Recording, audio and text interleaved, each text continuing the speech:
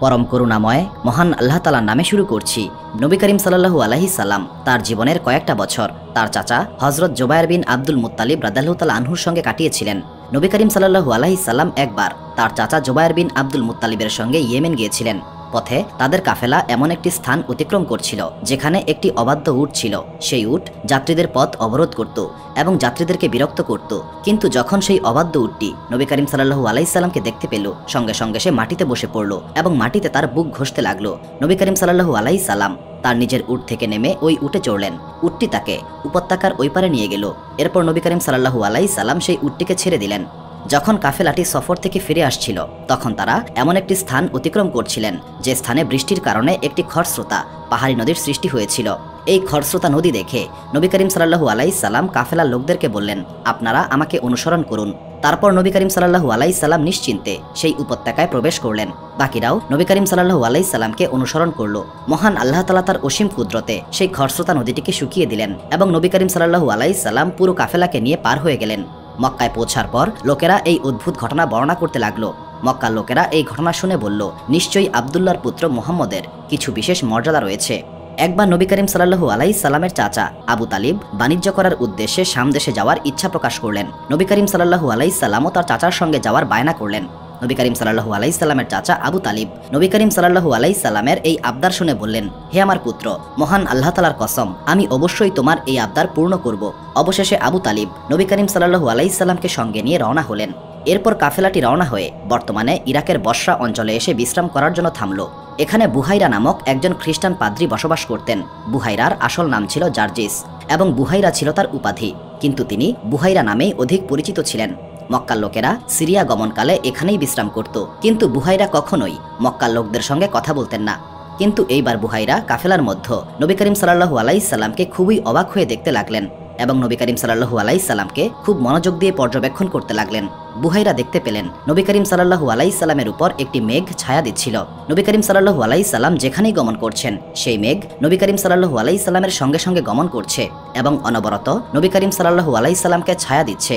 Bahira এই ব্যাপারটি খুব পরিষ্কারভাবেই দেখতে পেলেন। নবী করিম সাল্লাল্লাহু আলাইহি সাল্লামের এই চিহ্ন দেখে বুহাইরা কাফেলার লোকদের নিকট বার্তা পাঠালেন, হে মক্কার কুরাইশ সম্প্রদায়ের লোকেরা, আমি আপনাদের জন্য খাবার প্রস্তুত করেছি। আমার একান্ত ইচ্ছা আপনারা সবাই আমার আমন্ত্রণ গ্রহণ করুন এবং আমার এই আমন্ত্রণে শিশু, বৃদ্ধ এবং দাস সবাই আসুক। বুহাইরার এই বার্তা শুনে কাফেলার এক ব্যক্তি বলল, হে বুহাইরা, আমরা তো প্রায়শই এই রাস্তা দিয়ে যাতায়াত করি, কিন্তু আপনি কখনো আমাদেরকে দাওয়াত দেননি, আজ কি ব্যাপার? বুহাইরা শুধুমাত্র এতটুকু উত্তর দিলেন, আপনি ঠিক বলেছেন, কিন্তু আজ আপনারা আমার মেহমান এবং মেহমানের সম্মান করা উচিত। এইভাবে সমস্ত কাফেলার মানুষ নিমন্ত্রণ রক্ষা করতে গেল। কিন্তু আল্লাহ তাআলার নবী হযরত মুহাম্মদ সাল্লাল্লাহু আলাইহি সাল্লাম সেই গাছের নিচে ঘুমিয়ে রইলেন। অন্যদিকে বুহাইরা নিমন্ত্রণ রক্ষা করতে আসা লোকদের মাঝে সেই চিহ্ন খুঁজতে লাগলেন, যেই চিহ্ন শুধুমাত্র মহান আল্লাহ তাআলার শেষ নবীর মধ্যেই রয়েছে। কিন্তু দাওয়াতে উপস্থিত কারো মাঝেই তিনি এই চিহ্ন দেখতে পেলেন না। তিনি অস্থির হয়ে খুঁজতে শুরু করলেন এবং তার গৃহের বাইরে এসে দেখতে পেলেন নবী করিম সাল্লাল্লাহু আলাইহি সাল্লামকে ছায়া দেওয়া সেই মেঘটি একটু দূরে একটি গাছের উপরে অবস্থান করছে। এটার স্পষ্ট অর্থ এই যে ওই মেঘের ছায়ার নিচে মহান আল্লাহ তাআলা নবী রয়েছেন। তখন বুহাইরা বললেন, হে কুরাইশের লোকেরা, আমার দাওয়াতে আপনাদের সবাই কেন আসে নাই? কুরাইশদের একজন বলল, হে বুহাইরা, আপনার দাওয়াতে আমাদের কাফেলার সমস্ত লোকই এসেছে, শুধুমাত্র একটি বাচ্চা ছেলে আসে নাই, কারণ এখানে আসার সময় সে ঘুমিয়ে পড়েছিল। তখন বুহাইরা বললেন, তাহলে দয়া করে তাকে সঙ্গে নিয়ে আসুন, এই ব্যাপারটা খুবই খারাপ। আপনারা সবাই এখানে এসেছেন, কিন্তু আপনাদের মধ্যে একজন বাদ পড়ে গিয়েছে। তখন একজন ব্যক্তি নবী করিম সাল্লাল্লাহু আলাইহি সাল্লামের নিকটে গেল এবং নবী করিম সাল্লাল্লাহু আলাইহি সাল্লামকে সঙ্গে নিয়ে বুহাইরার বাড়ির দিকে রওনা হলো। তখন সেই মেঘটি নবী করিম সাল্লাল্লাহু আলাইহি সাল্লামের সঙ্গে সঙ্গেই চলল এবং সমস্ত রাস্তা নবী করিম সাল্লাল্লাহু আলাইহি সাল্লামকে ছায়া দিল। বুহাইরা এই দৃশ্যটি পরিষ্কারভাবেই দেখতে পেলেন এবং তিনি নবী করিম সাল্লাল্লাহু আলাইহি সাল্লামকে আরও গভীরভাবে দেখতে শুরু করলেন।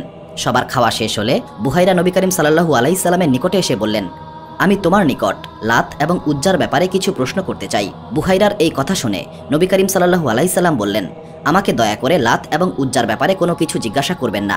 মহান আল্লাহ তাআলার কসম, আমি তাদেরকে সবচেয়ে বেশি ঘৃণা করি। তখন বুহাইরা নবী করিম সাল্লাল্লাহু আলাইহি সাল্লামের কাপড় সরিয়ে নবুয়তের মোহরটা দেখলেন। নবুয়তের মোহরটা ঠিক তেমনই ছিল যেমনটা তিনি কিতাবে পড়েছিলেন। নবুয়তের এই মোহর দেখে বুহাইরার চোখে পানি চলে আসলো এবং তিনি সঙ্গে সঙ্গে নবুয়তের সেই মোহরে চুমু দিলেন। কুরাইশের লোকেরা এই সব কিছু দেখছিল এবং খুবই অবাক হচ্ছিল। অবশেষে লোকেরা কৌতূহলবশত জিজ্ঞেস করেই ফেলল, হে বুহাইরা, আপনার এমন আচরণের কারণ আমরা বুঝতে পারছি না, দয়া করে আমাদের নিকট সমস্ত ঘটনা খুলে বলুন। বুহাইরা কুরাইশদের এই প্রশ্নের উত্তর না দিয়ে আবু তালিবের নিকটে এসে প্রশ্ন করলেন, এই ছেলেটির সঙ্গে আপনার সম্পর্ক কি? আবু তালিব বললেন, মুহাম্মদ আমার পুত্র। তখন বুহাইরা বললেন, অসম্ভব, এটা হতেই পারে না। এই বালক তোমার নিজের পুত্র কোনোভাবেই হতে পারে না। এই বালকের পিতা জীবিত আছে, এটা হতেই পারে না। আবু তালিব তখন অবাক হয়ে বললেন, আসলে মুহাম্মদ আমার ভাতিজা। বুহাইরা বললেন, এই বালকের জন্মের আগেই তার পিতা মৃত্যুবরণ করবে এবং তার জন্মের কয়েক বছরের মধ্যেই তার মাতা ইন্তেকাল করার কথা। আবু তালিব তখন বুহাইরার কথায় আরও অবাক হয়ে বললেন, আপনার কথা পুরোপুরি সত্য, আমার ভাতিজা মুহাম্মদের মা কিছুদিন আগেই ইন্তেকাল করেছেন। তখন বুহাইরা আবু তালিবকে একটু আড়ালে নিয়ে গেলেন এবং বললেন, তোমার এই ভাতিজাকে খুবই সাবধানে রাখবে। আমি যে চিহ্নগুলো এই বালকের মধ্যে দেখতে পেয়েছি, সেই চিহ্নগুলো যদি ইহুদিরা দেখতে পায় তবে ইহুদিরা তাকে হত্যা করে ফেলবে, কারণ এই বালকই হবে আখিরি জমানার শেষ নবী এবং রাসূল, এবং এই বালকের সম্মান এবং মর্যাদা সবার ঊর্ধ্বে।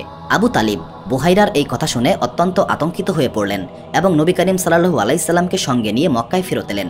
এই ঘটনার সময় নবী করিম সাল্লাল্লাহু আলাইহি সাল্লামের বয়স ছিল মাত্র 9 বছর। একবার নবী করিম সাল্লাল্লাহু আলাইহি সাল্লাম হযরত খাদিজা রাদিয়াল্লাহু তাআলা আনহার ব্যবসার মালপত্র নিয়ে শাম দেশের উদ্দেশ্যে রওনা হলেন। একটি মেঘ নবী করিম সাল্লাল্লাহু আলাইহি সাল্লামকে ছায়া দিতে শুরু করলো এবং তার সঙ্গে সঙ্গে চলতে শুরু করলো। যখন নবী করিম সাল্লাল্লাহু আলাইহি সাল্লাম শাম দেশে পৌঁছে গেলেন, তখন বাসরা শহরের বাজারে একটি বৃক্ষের নিচে বিশ্রাম নিলেন। এই বৃক্ষের খুব নিকটে একজন খ্রিস্টান পাদ্রী বসবাস করতেন। সেই পাদ্রী নবী করিম সাল্লাল্লাহু আলাইহি সাল্লামকে দেখে কাফেলার দিকে এগিয়ে আসলেন। খ্রিস্টান পাদ্রী নবী করিম সাল্লাল্লাহু আলাইহি সাল্লামের কাফেলার একজন ব্যক্তিকে জিজ্ঞাসা করলেন, এই ব্যক্তিকে যিনি এই বৃক্ষের নিচে অবস্থান করছেন? কাফেলার ব্যক্তি বললেন, উনি মক্কার বিখ্যাত কুরাইশ বংশের মানুষ। পাদ্রী বললেন, এই বৃক্ষের নিচে মহান আল্লাহ তাআলার মনোনীত নবী ছাড়া আর কেউ বসতে পারবে না, অর্থাৎ এই বৃক্ষের নিচে আজ পর্যন্ত কোনো সাধারণ মানুষ বসতে পারেনি। মহান আল্লাহ তাআলা এই বৃক্ষটিকে সবসময় তার নবীর জন্য সংরক্ষিত করে রেখেছেন। এরপর পাদ্রী কাফেলার লোকটিকে জিজ্ঞাসা করলেন, তার চোখে কি লালচে ভাব রয়েছে? তখন কাফেলার লোক উত্তর দিল, আপনার কথা সত্য, তার চোখ সর্বদা লালচে হয়ে থাকে। পাদ্রী বললেন, তাহলে তিনিই সেই ব্যক্তি। কাফেলার লোকটি অবাক হয়ে জিজ্ঞাসা করলেন, তিনি সেই ব্যক্তি, এই ব্যাপারটা আমাকে বুঝিয়ে বলুন। তখন পাদ্রী বললেন, তিনি হচ্ছেন আখিরি জমানার শেষ নবী। তারপর পাদ্রী খুব আফসোস করে বলতে লাগলেন, ওনার নবুয়ত পাওয়া পর্যন্ত আমি যদি বেঁচে থাকতে পারতাম তবে আমি কতই না ভাগ্যবান বলে বিবেচিত হতাম। সুবহানাল্লাহ। পথে আরেকটি ঘটনা ঘটল। হযরত খাদিজা রাদিয়াল্লাহু তাআলা আনহার দুটি উট খুবই ক্লান্ত হয়ে পড়েছিল এবং চলার মতো অবস্থায় ছিল না। নবী করিম সাল্লাল্লাহু আলাইহি সাল্লাম কাফেলার সামনেই ছিলেন। খাদিজা রাদিয়াল্লাহু তাআলা আনহার একজন কর্মচারী এই উটগুলোর কারণে উদ্বিগ্ন হয়ে পড়লেন এবং নবী করিম সাল্লাল্লাহু আলাইহি সাল্লামের নিকটে এসে এই সমস্যার কথা খুলে বললেন। নবী করিম সাল্লাল্লাহু আলাইহি সাল্লাম তখন উটগুলোর নিকটে গিয়ে তাদের পিঠে হাত বুলিয়ে দিলেন। নবী করিম সাল্লাল্লাহু আলাইহি সাল্লামের হাতের স্পর্শ পাওয়া মাত্র উটগুলো এমনভাবে চলতে শুরু করলো যে তারা কাফেলার সামনের দিকে পৌঁছে গেল। উটগুলো তখন তাদের মুখ দিয়ে আনন্দের আওয়াজ করছিল। পরে কাফেলার লোকেরা তাদের পণ্য বিক্রি করলো। এবারে তাদের এত মুনাফা হলো যে আগে কখনো হয়নি। খাদিজা রাদিয়াল্লাহু তাআলা আনহার কর্মচারী নবী করিম সাল্লাল্লাহু আলাইহি সাল্লামকে বললেন, হে মুহাম্মদ, আমরা অনেক বছর যাবৎ বাণিজ্য করছি, কিন্তু এত বিশাল মুনাফা আমাদের আগে কখনো হয়নি, এবার যতটা হয়েছে। অবশেষে কাফেলা মক্কার দিকে রওনা হলো। খাদিজা রাদিয়াল্লাহু তাআলা আনহার কর্মচারী স্পষ্টভাবে দেখতে পেলেন, যখন বেশি রোদ উঠত এবং নবী করিম সাল্লাল্লাহু আলাইহি সাল্লাম তার উটে বসা থাকতেন, তখন একখণ্ড মেঘ তাকে রোদ থেকে রক্ষা পাবার জন্য ছায়া দিত।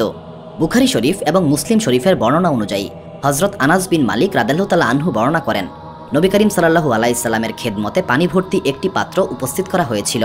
তখন নবী করিম সাল্লাল্লাহু আলাইহি সাল্লাম জুরা নামক স্থানে অবস্থান করছিলেন।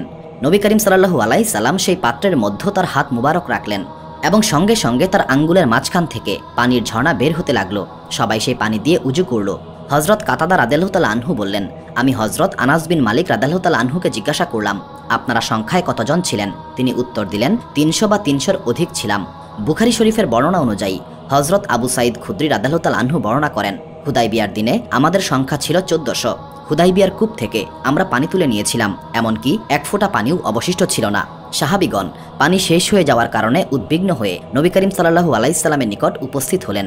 নবী করিম সাল্লাল্লাহু আলাইহি সাল্লাম সেই কূপের নিকটে এসে পানির জন্য দোয়া করলেন। তারপর তিনি সামান্য একটু পানি মুখে দিয়ে কুলি করলেন এবং সেই পানি কূপে ফেলে দিলেন। কিছুক্ষণ পর সেই কূপে এতটাই পানি উঠে এলো যে আমরা সবাই সেই পানি পান করতে লাগলাম। আমাদের মশকগুলোকে সেই পানি দ্বারা পরিপূর্ণ করলাম, এমনকি আমাদের জানোয়ারগুলো সেই পানি প্রাণ ভরে পান করলো। সুবহানাল্লাহ। সুপ্রিয় দর্শক মণ্ডলী, প্রতিদিন নতুন নতুন ভিডিও পেতে আমাদের চ্যানেলটি অবশ্যই সাবস্ক্রাইব করুন এবং পাশে থাকা বেল আইকনটি প্রেস করতে অবশ্যই ভুলবেন না।